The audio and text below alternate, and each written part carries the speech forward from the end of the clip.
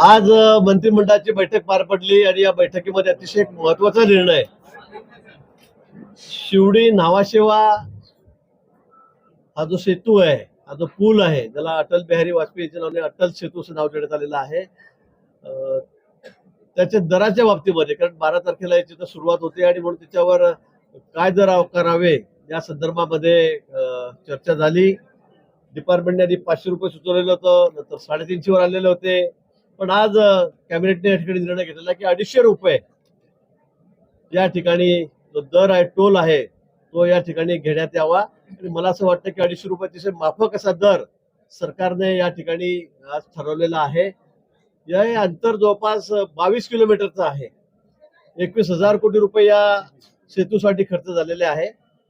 त्यात सर्वात महत्वाचं म्हणजे या सेतूमुळे जवळपास 2-2.5 तास अंतर म्हणजे वेळ ही प्रवाशांची त्या ठिकाणी वाचणार आहे, वाहनधारकाची वाचणार आहे.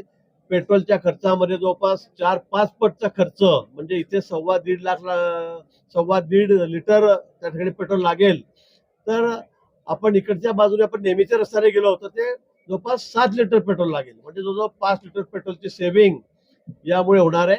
आणि सर्वात महत्वाचा वेळ, 2-2 तास 2.5 तास आपण ज्या मार्गावर लागणार आहेत त्याला 15 ते 20 मिनिटांमध्ये या सेतूच्या माध्यमातून त्या ठिकाणी पोहोचणार आहोत. आणि म्हणून मला असं वाटतं की मुंबईकरांसाठी ही खूप आनंदाची बाब आहे. आणि आज अतिशय माफक दरामध्ये, म्हणजे 250 रुपयामध्ये येताना असेल तर 1.5 पट, म्हणजे 125 रुपये त्या ठिकाणी लागणार आहेत. मासिक पाससाठी वेगळी योजना त्या ठिकाणी आहे. आणि अतिशय आनंदाचा विषय हा आहे, अतिशय महत्वाचा विषय आहे. आणि आता 12 तारखेला माननीय देशाचे पंतप्रधान नरेंद्रजी मोदी या सेतूचं उद्घाटन त्या ठिकाणी करणार आहे.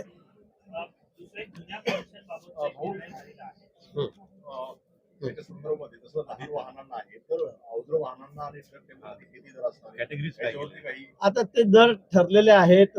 मला असं वाटतं की त्या बाबतीमध्ये डिटेल प्रेस नोट अजून आलेली नाही, पण जे लहान वाहनं आहेत त्याचे दर वेगळे आहेत, त्याचे दर ठरलेले आहेत. ते माझ्याकडे आता या ठिकाणी नाही आहेत. पण तो छोटी वाहनं जी आहेत, ज्या गाड्या जाणार आहेत, आपल्या कार छोट्या, त्यांच्यासाठीच हा दर या ठिकाणी आहे. म्हणून वेळेचं बचत ही सर्वात महत्वाची. एका ठिकाणी गेलं तर 2.5 तास, कधी कधी 3-3 तास आपल्याला लागायचे. पण आता इथून निघालो की आपण 20 मिनिटांमध्ये, फार पडतात 15 मिनिट, पण फार झालं तर 20 मिनिटांमध्ये आपण तिकडे जाऊन पोहोचणार आहोत. आणि म्हणून खूप मोठी निवडणुकांसाठी ही एक देणच म्हणावी लागेल. अतिशय महत्वाचा विषय आज हा मार्गी लागतोय. 12 जानेवारी नंतर हा सर्वसामान्यांसाठी खुला होणार आहे का? 12 जानेवारीला याचं उद्घाटन होईल आणि हा सर्वांसाठी खुला होणार आहे. 2005 पूर्वी जे शासकीय जाहिरातीद्वारे रुजू झालेले शासकीय कर्मचारी आहेत त्यांना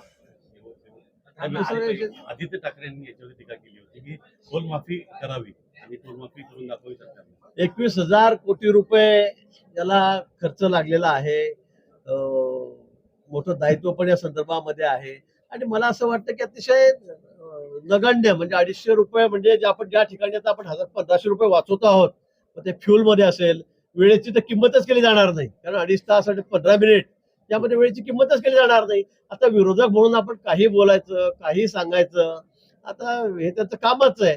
परंतु मला असं वाटतं की मुंबईकरांसाठी हा अतिशय महत्वाचा विषय आहे. आणि आपणच कालपासून दाखवतो ना 500 रुपये, 350 रुपये, पण शासनाने त्यातही कमी करून आता 250 रुपये या संदर्भामध्ये दर निश्चित केलेला आहे. आणि मला वाटतं हा अतिशय माफक आहे, की ज्यामुळे मोठी वेळ वाचणार आहे आणि इंधनातही मोठी बचत होईल. आणि त्यापेक्षा अजून जास्त मी म्हटलं की पर्यावरण, म्हणजे 2.5 तास गाडी ज्यावेळेला चालते आहे रस्त्याने त्यावेळेला आणि 15 मिनिटात गाडी पोहोचते, तर त्यामुळे एवढ्या मोठ्या प्रमाणामध्ये धूर आहे, त्याचं प्रदूषण होणार आहे, नॉईज पोल्युशन होणार आहे. आणि म्हणून हा विषय सर्व दृष्टीने अतिशय महत्वाचा आहे. पर्यावरणाच्या दृष्टीने सुद्धा हा विषय अतिशय महत्वाचा आहे. दुसरा, जुनी पेन्शन योजनेचा निर्णय झालेला आहे. किती कर्मचाऱ्यांचा फायदा होईल, काय नेमक्याचे?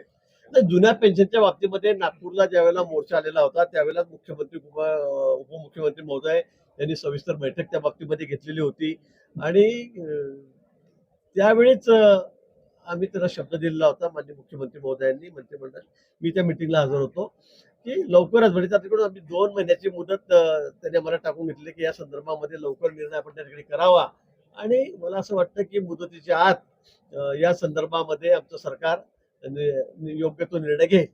सरसकट सगळी मागणी जी आहे ती होती. परंतु आता 2000 सरसकट न करता केवळ 2005 पूर्वी जे जॉईन झालेले आहेत त्यांचा लाभ केवळ 4,500 ते 5,000 नोकरदार आहेत. त्यांनाच होणार आहे. उर्वरित लोकांना म्हणजे नोकरदारांना होणार नाही. मला वाटतं त्यांच्या मागण्या आमच्या समोर आहेत. त्या संदर्भामध्ये आमची समिती त्या ठिकाणी काम करते आहे. आमचे अधिकारी सगळे काम करत आहेत आणि म्हणून त्या दिवशी पण मुख्यमंत्री महोदयांनी शब्द दिलेला होता. देवेंद्रजी होते, अजितदादा त्या ठिकाणी होते आणि मला असं वाटतं की त्यांना जे अपेक्षित आहे ते निश्चित त्यांना त्या ठिकाणी मिळणार आहे. बाकी आता टेक्निकली मला 4,000 लोकांना मिळणार आहे का 5 हे मला या संदर्भामध्ये माहिती नाही, पण मला असं वाटतं की त्यांच्या ज्या मागण्या आहेत त्यांना योग्य न्याय दिला जाईल. सर, मुंबईच्या कनेक्टिव्हिटीसाठी नवीन पूल पुन्हा एकदा तयार झालेला आहे, पण या आधी मुंबईवर जो एकंदरीत सगळ्या लाईटी लावण्यात आल्या होत्या त्याच्या 600 कोटींचा घोटाळा किंवा अपर्यास वापर करण्यात आलेला अशी माहिती ते समोर आली. आता बघा, विरोधकांचं काम असा आरोप करणं आहे. मुंबई इतकी स्वच्छ झालेली आहे, सुंदर झालेली आहे, हरित झालेली आहे, म्हणजे खरं आपण कुठल्याच दिशेने कुठल्याही रस्त्याने जा, मुख्य मार्गाने जा, आपण बघतायत. पण आता ते काम झालं तर मग त्याच्यामध्ये भ्रष्टाचार झाला, हा आरोप करणं तर विरोधकांचं काम आहे. आपल्या काळामध्ये आपण इतक्या वर्षात काही केलं नाही. बीएमसी मध्ये आपण इतके वर्ष त्या ठिकाणी राज्य करतात, आपण त्या ठिकाणी महापौर होतात, आपला पक्ष एक हाती सत्तेवर होता, त्यावेळेला आपण काय केलं? आपण काही केलेलं नाही. आणि आज आम्ही करतो आहोत. सगळे लोक मुंबईचं नाव घेत आहेत. इतकी हिरवीगार मुंबई झालेली आहे, इतकं डिव्हायडर मध्ये आम्ही चांगली झाडे लावतोय, पददिवे लावतोय, सुशोभित करतोय. G20च्या माध्यमातून त्या ठिकाणी किती मोठी कामं या ठिकाणी झालीत. आता कामं झालेली लोक आमचं अभिनंदन करतायत, कौतुक करतायत, विरोधकांच्या पोटामध्ये तो गोळा येणारच आहे. आणि म्हणून हे सगळे आरोप चाललेले आहेत, पण हे सर्व बिनबुडाचे आहेत.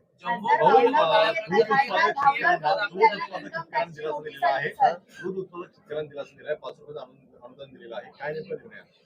नाही, दूध उत्पादक शेतकरी अडचणीत आहेत, दुधाचे भाव कमी झालेले आहेत आणि या दिवसामध्ये ते भाव कमी होत असतात, ही वस्तुस्थिती आहे. आणि म्हणून मागच्याच मंत्रिमंडळाच्या बैठकीत निर्णय झालेला आहे की 5 रुपये लिटर त्याचं अनुदान आम्ही शेतकऱ्यांना, दूध उत्पादक शेतकऱ्यांना त्या ठिकाणी दिलेला आहे.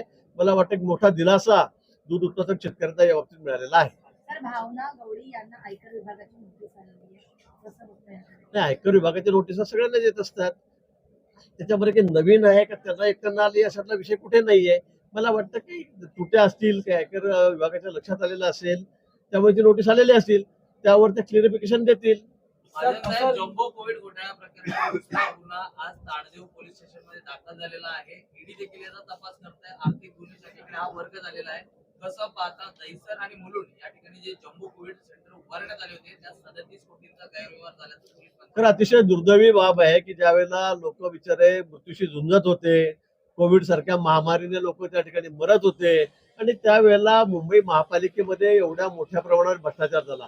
म्हणजे डेड बॉडी रॅप म्हणजे गुंडाळाच्या बॅग मध्ये सुद्धा एवढ्या मोठ्या प्रमाणावर घोटाळा, ऑक्सिजन मध्ये घोटाळा, जे एस्टिमेट घेतले त्याच्यामध्ये घोटाळा, डॉक्टर नेमले त्याच्यामध्ये, कर्मचारी नेमले त्याच्यामध्ये घोटाळा. आणि म्हणून मला वाटतं सगळ्याच ठिकाणी या बाबतीमध्ये घोटाळा आहे. आज उद्धवजी काही सांगत असले, किती बोलत असले तरी मला वाटतं सगळं उघड झालेलं आहे. त्याचं बिंग आता फुटलेलं आहे आणि म्हणून अधिकारी त्या बाबतीमध्ये त्या ठिकाणी तपास करता आहेत. मग ईडी असेल, GOW असेल, काय जे असेल, SCB असेल, ते सगळे या बाबतीमध्ये तपास करतायत आणि तपासाअंती जे समोर येईल त्याच्यावरती गुन्हे दाखल होतील, त्यांना त्याच्यावर कारवाई होईल. आपल्या सरकारमध्ये मंत्री अब्दुल सत्तार यांचं वक्तव्य सध्या चर्चेत आलेलं आहे. सिल्लोड मधल्या सभेमध्ये जाहीर शिवीगाळ केलेली आहे. कसं पाहता, ही पहिलीच वेळ नसेल तर 2-3 वेळा त्यांनी या प्रकारे देखील असे कृत्य केलेले आहे. कसं पाहता एक सहकारी मंत्री म्हणून आपण? नाही, या बाबतीत मला काही माहिती नाही. आपण सांगतो तेव्हाच मला कळालं. कुठल्या बाबतीत मला माहित नाही, मी निश्चित माहिती घेतो त्या सर्व. मनोज जरांगे पाटील असं म्हणतात की 20 तारखेपर्यंत जर आता सरकारने काही चर्चा केली नाही आणि जर आम्ही जालन्यातनं पुढे निघालो तर दारं जे आहेत ती चर्चेचे आता बंद होतील.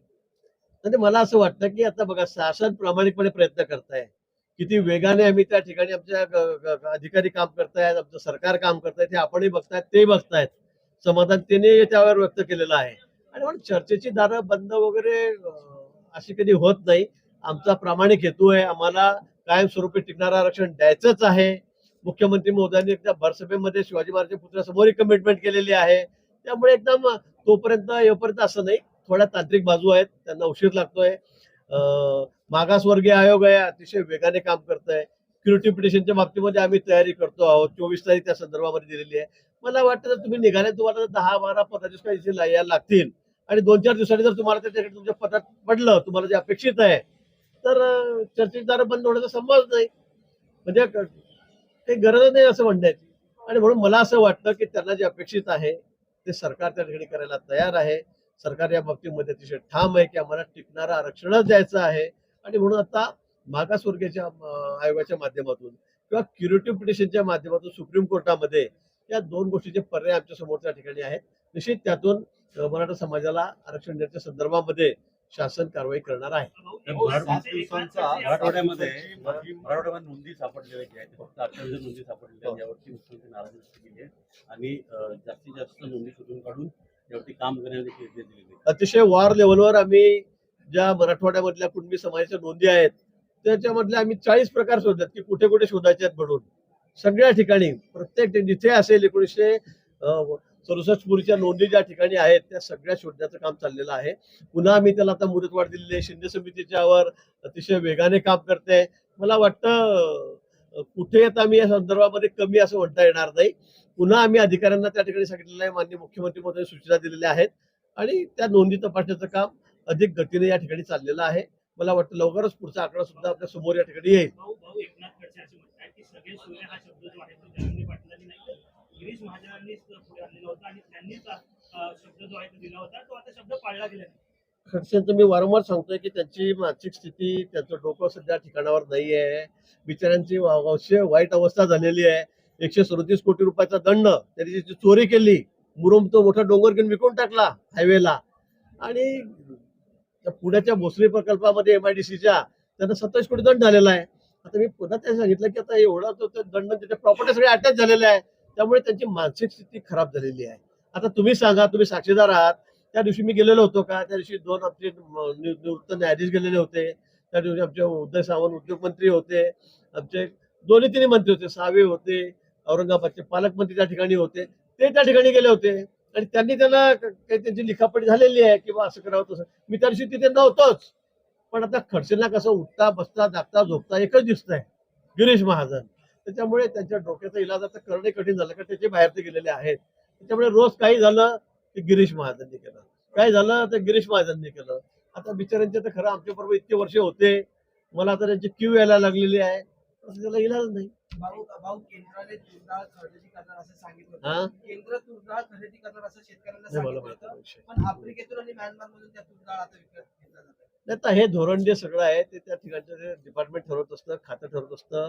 आता मार्केटमध्ये आवक जावक एकंदरीत आपल्या देशामध्ये असलेलं प्रोडक्शन हे बघून हे सगळे निर्णय होत असतात. इम्पोर्ट करायचे, एक्सपोर्ट करायचे. त्या संदर्भात मला अधिक माहिती नाहीये केलेलं आहे.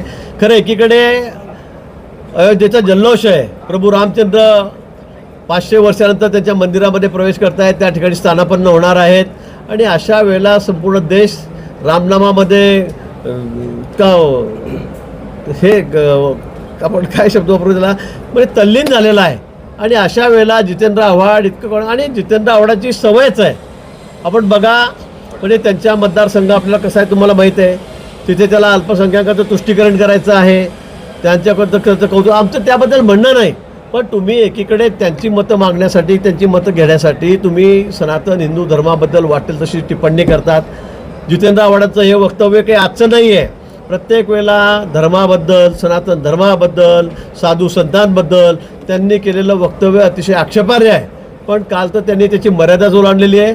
प्रभू रामचंद्राच्या बाबतीमध्ये ते मांसाहारी होते, ते असे होते आणि हे वेड्यासारखं स्टेटमेंट करतायत. आणि म्हणून अनेक लोकांनी म्हटलं की त्यांना वेड्याच्या हॉस्पिटलमध्ये पाठवा, वेड्याच्या हॉस्पिटलमध्ये त्यांना पाठवावं लागेल. पण त्या पलीकडे जाऊन मला असं वाटतं की त्याचं DNA तपासण्याची गरज आहे. त्यांचं DNA तपासण्याची गरज आहे. म्हणजे नेमकं काय DNA आहे त्यांचा, हे कशासाठी ते बोलत आहेत. आणि एवढ्या मोठ्या प्रमाणामध्ये हिंदू बांधवांच्या ते भावना दुखावत आहेत. आणि म्हणून देशभर त्यांनी केलेल्या या स्टेटमेंटचा, वक्तव्याचा हा निषेध केला जातोय. पण निषेधाच्या पलीकडे ते या ठिकाणी गेलेले मला असं वाटतंय. त्यांनी दिलगिरी व्यक्त केली आणि त्यांनी म्हटले की कोणाच्या भावना जर दुखवल्या असतील तर मी माफी मागतो असं म्हणतात. नाही, पण तुम्हाला अधिकार कोणी दिला असा? तुम्ही इतर धर्मियाबद्दल बोला बरं, लोक तुम्हाला धरून आणतील. तुम्ही इतर धर्मियांबद्दल जर बोलला तर मग तुम्ही आमचा काय सनातन हिंदू धर्म काय इतका सहिष्णू आहे का की कोणी काही बोलावं आणि तुम्ही बोलावं, आव्हाडांनी बोलावं? त्यांना लाज वाटली पाहिजे खरं म्हणजे की असं बोलताना. आणि तुम्ही काय काय चेष्टा करतायत का? आमच्या धर्माची चेष्टा करतात का? आणि म्हणून मला वाटतं माफीच्या पलीकडे ते प्रकरण आहे. त्यांच्यावर तर मोठी कारवाई झाली पाहिजे, त्यांना जेलमध्येच टाकलं पाहिजे. आणि खरं मी पुन्हा सांगेल की त्यांचा DNA काय हाच टेस्ट करा. प्रत्येक वेळेला सनातन हिंदू धर्माच्या बाबतीमध्ये इतकं घाणेरडं बोलायचं, साधू संतांबद्दल इतकं आक्षेपार्ह बोलायचं, हा त्याचा उद्योगच आहे. म्हणजे काहीतरी फालतू विधानं करायची ना आपण तुमच्या कुठेतरी त्या चॅनलवर यावं, आपण सगळ्या लोकांना दिसावं, हा त्यांचा नेहमीचा उद्योग झालेला आहे. यालाच जोडून असा प्रश्न आहे की ज्या प्रकारे भाजप आक्रमक झालेला आहे, परंतु महाविकास आघाडीमधले अंबादास दानवे त्यांनी सुद्धा याला असमर्थन दाखवलं. हे सुद्धा या महाविकास आघाडीतील अनेक नेत्यांनी आव्हाडांच्या वक्तव्यांचा पाठिंबा दिलेला स्वतः नाही. रोहित पवारांनी ट्विट केलेलं नाही नाही, मला वाटतं हे वक्तव्य असं आहे की म्हणजे आम्ही आमचा समाज आमचा धर्म आम्ही ऐकून घेतो, म्हणजे याचा अर्थ असा नाही कोणी काही बोलावं म्हणून. आज रोहित पवार का शरद पवार साहेबांनी त्याची भूमिका स्पष्ट करावी. त्यांचं लाडकं लेकरू येते, तो म्हणतो माझा बाप माझा बाप माझा बाप. त्यांनी आज स्पष्ट करावं शिर्डीमध्ये की त्यांची काय भूमिका आहे म्हणून. तुम्हाला गप्प बसून या ठिकाणी चालणार नाही. आणि म्हणून माझी तर मागणी ही आहे की त्यांच्याबद्दल ते जे बोललेत त्याच्याबद्दल त्यांचे सर्व जे आहेत त्यांनी सुद्धा आपलं मत त्या ठिकाणी स्पष्ट केलं पाहिजे. त्यांनी सुद्धा सरळ याला समर्थन आहे का विरोध आहे. उद्धव ठाकरे आज मुगळून गप्प बसलेले आहेत.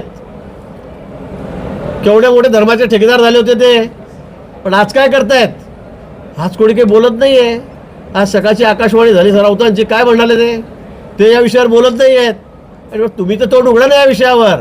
म्हणजे प्रभू रामचंद्राबद्दल जे आमचं श्रद्धास्थान आहे हिंदू धर्मियांचं, आणि त्याच्याबद्दल तुम्ही वाटेल तशी टिप्पणी करतायत. मी पुन्हा सांगेल की हे जर दुसऱ्या धर्मियाच्या देवांबद्दल झालं असतं तर तुम्हाला त्यांनी रस्त्याने फिरू दिलं नसतं. पण आम्ही सहिष्णू आहोत, याचा अर्थ असा नाही की तुम्ही काही बोलावं, याचे परिणाम नंतर गंभीर होतील. सर, एक शेवटचा प्रश्न आहे. रत्नागिरी सिंधुदुर्ग लोकसभा मतदारसंघाचा त्या ठिकाणी काल केंद्रीय मंत्री नारायण राणेंनी देखील दावा केलेला आहे, तर दुसरीकडे आज मंत्रालय परिसरात भावी खासदार म्हणून किरण सामंत यांचे देखील बॅनर पाहायला मिळत आहेत. कुठेतरी या जागेवरनं युतीमध्ये खोडा होणार तर बघा, आता निवडणुका लागलेल्या आहेत. आता आपण बघतायत की सुरुवातीला आता तर भावी खासदार लागतात, आता भावी मुख्यमंत्री म्हणून किती जणांचे पोस्टर लागतात तुम्ही बघतायत. काँग्रेसचे लागत आहेत, शिवसेनेचे लागत आहेत, भाजपचे लागत आहेत, सगळ्या वेगवेगळ्या गटांचे लागत आहेत, सगळ्यांचे लागत आहेत. आंबेडकरांचे लागले मुख्यमंत्री म्हणून भावी. प्रत्येक पक्षाच्या माणसाला वाटतं की आपला माणूस मुख्यमंत्री झाला पाहिजे. त्याच्यामुळे आता हा निर्णय शेवटी केंद्र सरकार घेणार आहे. आमची युती आहे, सगळ्या श्रेष्ठ पक्षश्रेष्ठी सगळ्या पक्षाने बसतील, दिल्लीशी बोलतील आणि त्यानंतर हा निर्णय होणार आहे. त्यामुळे आता प्रत्येकाला वाटणं साहजिक आहे, प्रत्येकाने बोर्ड लावावे, पोस्टर लावावे, आपली प्रसिद्धी करून घ्यावी. पण तो शेवटी निर्णय जो होईल तो सगळ्यांना मान्य असेल. आणि यावेळेला आमचं ठरलेलं आहे की मोदींच्या पाठीशी संपूर्ण महाराष्ट्र या ताकदीने उभा राहील. 100% यश आम्हाला त्यांच्या पारड्यामध्ये पडून द्यायचं आहे. त्या जागी रवींद्र चव्हाणांचं नाव आहे, किरण सामंतचं नाव आहे, निलेश राणेंचं नाव आहे, काय जे असेल ते. अजून वरिष्ठांनी कोणाला इशारा दिलेला नाही. हे सगळं स्वतःच आपल्या मनातून असतं किंवा तुम्ही सांगतात की यांना वरिष्ठांनी हिरवा सिग्नल दिला, कंदील दाखवला, काय काय केलेलं आहे, सूत्रांनी सांगितलं तर तुम्ही सूत्र पण महत्त्वाची असतात. पण इथे कुणी अजून वरतून तसं सांगितलेलं नाही. प्रत्येक मतदारसंघात आता या चर्चा सुरू आहेत. प्रत्येक मतदारसंघामध्ये पोस्टरबाज्या चाललेल्या आहेत. आता 3 पक्ष आहोत आम्ही आणि मोठे पक्ष आहोत, त्यामुळे होणार आहे. पण मला वाटतं की शेवटी निर्णय आमचा एकमताने होईल. केंद्र शासनाकडून त्या ठिकाणी आमच्या केंद्रीय नेतृत्वाकडून त्या ठिकाणी होईल. सगळे नेते त्या ठिकाणी तिथे चर्चा करतील आणि तिथूनच यादी जाहीर होईल. त्यानंतर मात्र आम्ही एक दिलाने एकोप्याने त्या ठिकाणी काम करू. एक शेवटचा ह्याला जोडून असं आहे की लोकसभेत भाजपची अशी रणनीती असणार की जे 2 टर्म जिंकून आले त्यांना 3ऱ्या टर्मची संधी न देता नवीन चेहऱ्यांना वरती घ्यायचं आहे. त्यात तुमचं नाव, नाव आणि आशिष शेलारांचं नाव सुद्धा चर्चेत आहे. तुम्हाला लोकसभा मिळणार का आणि तुमची इच्छा आहे का लोकसभा? नाही, मला वाटतं की या सगळ्या कपोलकल्पित गोष्टी आहेत. हे आपल्या चॅनलवर चाललं आहे. सुधीर मुनगंटीवार खासदार होणार, गिरीश महाजन होणार, आशिष शेलार होणार. मला वाटतं आपल्याकडूनच आम्ही ऐकतो. आम्हाला तशी चर्चा यांनी कोणी विचारलं नाही, कोणी म्हटलेलं नाही आहे. पण मला वाटतं या सगळ्या अफवा आहेत. शेवटी पक्षश्रेष्ठी जो निर्णय घेईल तो आम्हाला मान्यच राहणार आहे. आता मी 6 टर्म झाले आमदार आहे, सुधीर भाऊ 6 टर्म झाले आमदार आहेत 6 टर्मचे आमदार आम्ही वाटत. पण पक्षश्रेष्ठी जो निर्णय घेतील तो आम्हाला शिरसावध्य राहील. पक्षाने म्हटलं त्यांना खासदारकी द्यायची, आमदारकी द्यायची, नाही द्यायचं तुम्ही वेगळ्या संघटनेत काम करा, आम्ही वेगळ्या संघटनेत जाऊन काम करू. आम्ही इतर लोकांसारखे असे इतक्या खुर्च्या भोगल्यावर, इतके 15-15 वर्ष मंत्री राहिल्यावर, सगळे लाभ घेतल्यावर आम्ही पक्ष सोडून जाणारे नाही आहोत. आम्ही पक्षाने दिलं तर दिलं, नाही दिलं तर आम्ही सर्व संघटनेतून काम करू आम्ही. ही आमची धारणा आहे. बावनकुळे आपण बघितलंय, तिकीट नाही मिळालं, प्रामाणिकपणे त्यांनी काम केलं. विनोद तावडे, त्यांना तिकीट नाही मिळालं, त्यांनी काम केलं, आज ते कुठे गेलेले आहेत. आणि म्हणून मला वाटतं ज्यांनी प्रामाणिकपणे काम केलं ते चांगल्या ठिकाणी जाऊन बसलेले आहेत. ज्यांनी नाही केलं त्यांची अवस्था आज काय झाली तुम्ही बघतायत. आलं लक्षात माझा विषय तुमचा. त्यामुळे मला असं वाटतं की चला